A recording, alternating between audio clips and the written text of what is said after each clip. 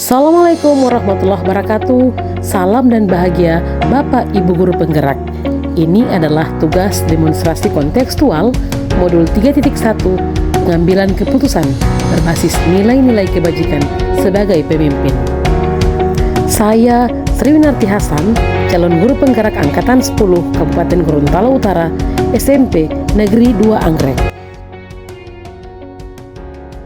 Assalamualaikum warahmatullahi wabarakatuh. Ya, terima kasih Pak Kep untuk kesempatan waktunya. Saya diizinkan untuk dapat bisa berwawancara secara tatap muka bersama Pak Kepsek. Iya. Ya. Alhamdulillah juga saya apresiasi sudah mempercayakan saya untuk diambil wawancara pada kesempatan. Siap. Apakah berkenan Pak Kep kalau pembicaraan ini saya rekam? Iya, silakan. Ya, siap. Terima kasih Pak. Jadi saya mewawancari Pak Kep bukan untuk mencari benar atau salah. Jadi saya hanya ingin mengetahui bagaimana penyelesaian pengambilan keputusan berbasis nilai-nilai kebajikan sebagai seorang pemimpin. Jadi Pak Kep sendiri sebagai kepala sekolah, sebagai pimpinan dalam satuan pendidikan. Ya. Jadi kalau bisa tahu Pak, sudah berapa lama menjadi kepala sekolah? Alhamdulillah saya sudah lulus. Oh iya, luar biasa. Jadi pasti dalam kepemimpinan pasti ada saat-saat di mana seorang kepala sekolah dituntut untuk membuat sebuah keputusan, dan keputusan itu berdasarkan nilai-nilai kebajikan sebagai seorang pemimpin. Baik, di sini saya ada beberapa pertanyaan Pak. Jadi yang pertama, boleh langsung ke pertanyaan Pak? Silakan. Ya, baik, terima kasih. Jadi bagaimana Pak Kep mengidentifikasi kasus-kasus yang merupakan dilema etika atau rujukan moral? Baik. Kalau dalam mengidentifikasi sebuah kasus-kasus yang berkaitan dengan dilema etika atau pendidikan moral, kalau yang saya ketahui bahwa ketika dilema etika itu kita dihadapkan dengan dua hal yang benar dan benar, sedangkan pendidikan moral yaitu keputusan yang harus saya ambil itu berkaitan dengan benar dan salah. Kalau menurut saya seperti itu. Jadi berarti pernah Pak menemukan kasus seperti itu di dalam satuan pendidikan? Betul sekali. Ya, baik. Bagaimana Bapak sebagai kepala sekolah mengambil keputusan di sekolah Bapak, terutama untuk kasus-kasus di mana ada dua kepentingan yang sama, jadi sama-sama benar ataupun sama-sama mengandung nilai kebajikan. Betul. Jadi bagaimana cara Pak Kep menjalankan pengambilan keputusan di sekolah Pak Kep sendiri? Kalau saya sendiri yang pertama mungkin mengidentifikasi nilai-nilai mana saja yang termasuk ke dalam permasalahan tersebut. Kemudian yang kedua mencari fakta-fakta yang relevan terkait dengan masalah yang dihadapi untuk diambilkan sebuah keputusan. Kemudian mengidentifikasi pihak terkait yang ada di dalam keputusan yang mengalami dilema ini. Kemudian apa saja yang harus dilakukan, itu langkah-langkah konkretnya bagaimana saja, mempertimbangkan ketika memilih mengambil keputusan ini apa dampaknya, kemudian mengambil keputusan yang satunya apa dampaknya. Jadi lebih kurang seperti itu yang saya lakukan. Yang terakhir mungkin melakukan pengambilan keputusan dan mereview kembali kira-kira keputusan yang sudah saya ambil ini tepat atau tidak. Kalau menurut saya seperti itu. Iya, luar biasa Pak Kep ya. Luar biasa langkah-langkah yang sudah Bapak tempuh dalam pengambilan keputusan di sekolah Pak Kep sendiri. Baik, nah pertanyaan berikut Pak terkait langkah-langkah atau prosedur seperti apa yang biasa Bapak lakukan selama ini. Jadi kalau tadi tentang bagaimana menjalankan, kalau ini langkah-langkahnya Pak, langkah-langkah atau prosedur yang dijalankan yang biasa dilakukan Pak Kep sendiri di satuan pendidikan. Kalau langkah-langkahnya tentunya yang pertama mencari tahu dulu fakta-faktanya. Ini masalahnya seperti apa sih, menemukan fakta-faktanya. Kemudian meminta pendapat dari mungkin bisa mengambil wakil kepala sekolah atau orang-orang yang memiliki kaitan dengan kasus-kasus tersebut. Atau bisa juga mencari referensi dari atasan, misalnya pengawas ataupun dari dinas pendidikan. Kemudian yang selanjutnya, apakah keputusan yang saya ambil ini benar-benar sesuai dengan nilai-nilai yang sudah dilaksanakan di sekolah tersebut. Nah, jangan sampai keputusan yang saya ambil bertentangan dengan nilai-nilai itu.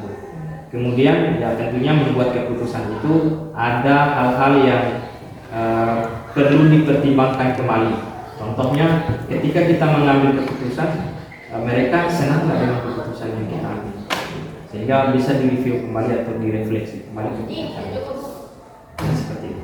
Luar biasa penanganan pengambilan keputusan Pak Kep ya. Dan ternyata menjadi seorang kepala sekolah itu hal yang terberat ya, menentukan apakah ini keputusannya akan seperti apa.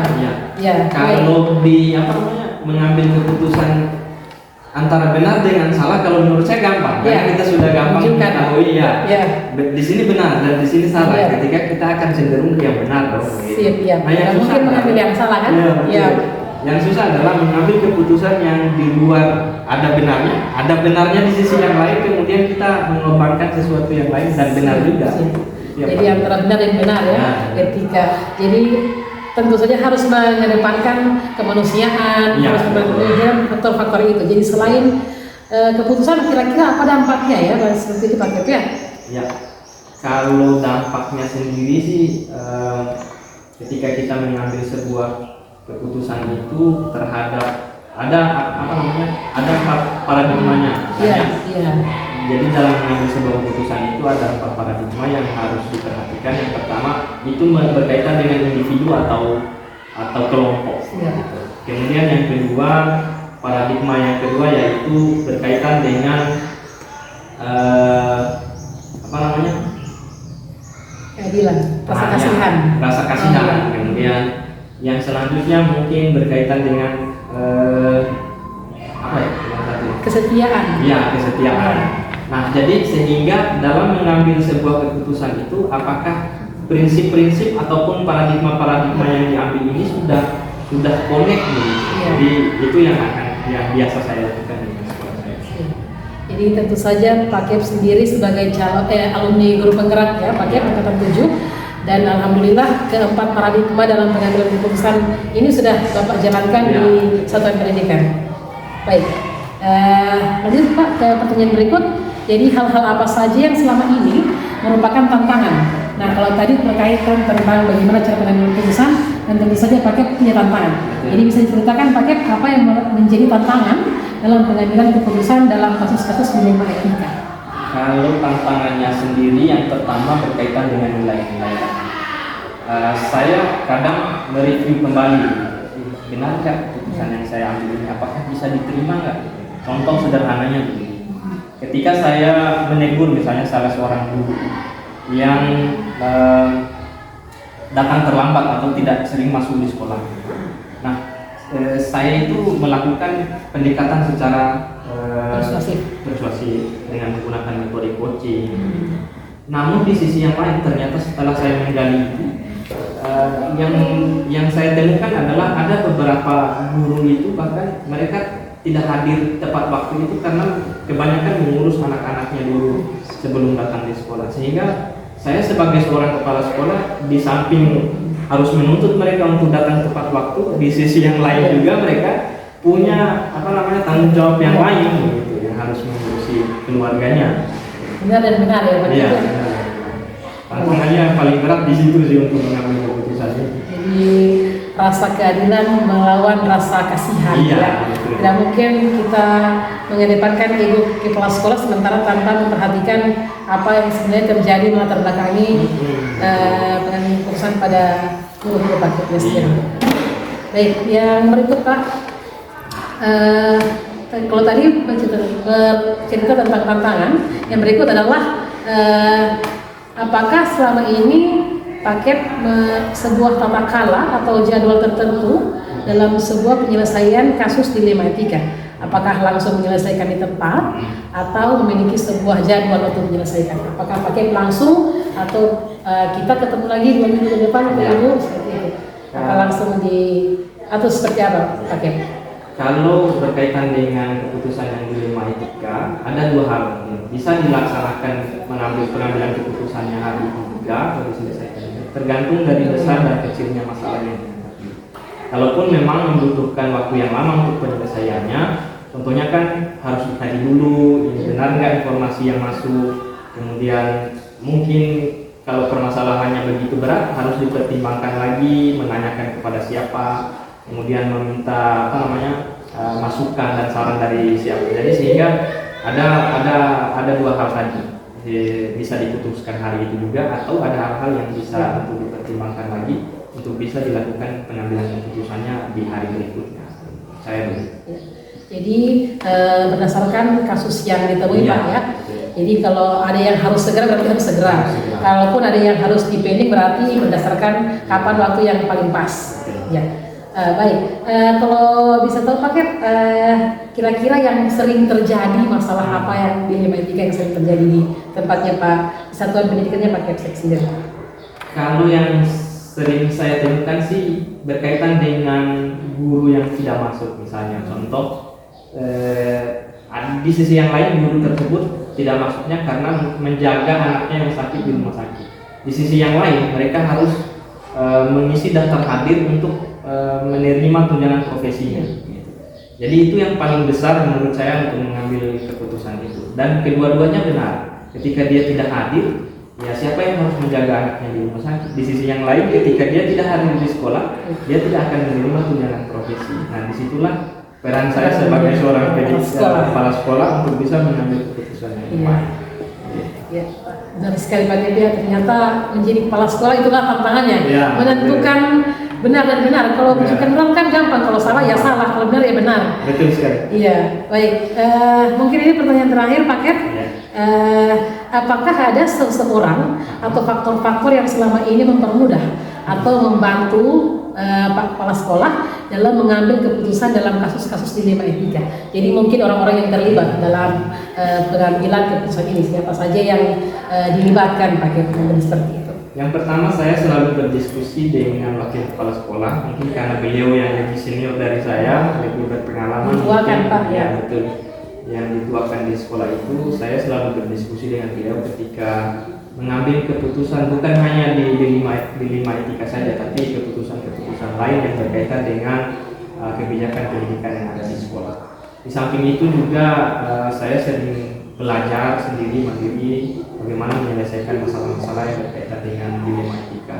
Dan yang selanjutnya, kalau saya tidak mampu lagi untuk mengambil sebuah keputusan itu, biasanya saya bertanya kepada pengawas bina ataupun kepada koordinator pengawas di lingkungan dinas pendidikan Kabupaten Gorontalo.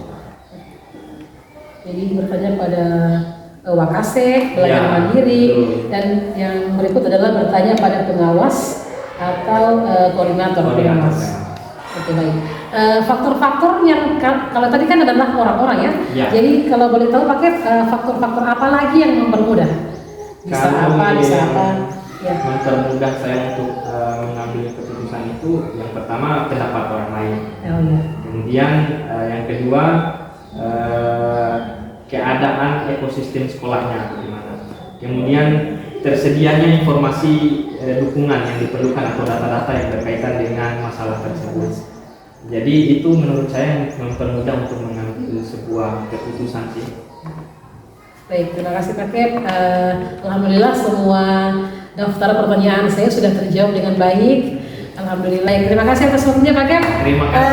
Assalamualaikum warahmatullahi wabarakatuh. Waalaikumsalam warahmatullahi wabarakatuh.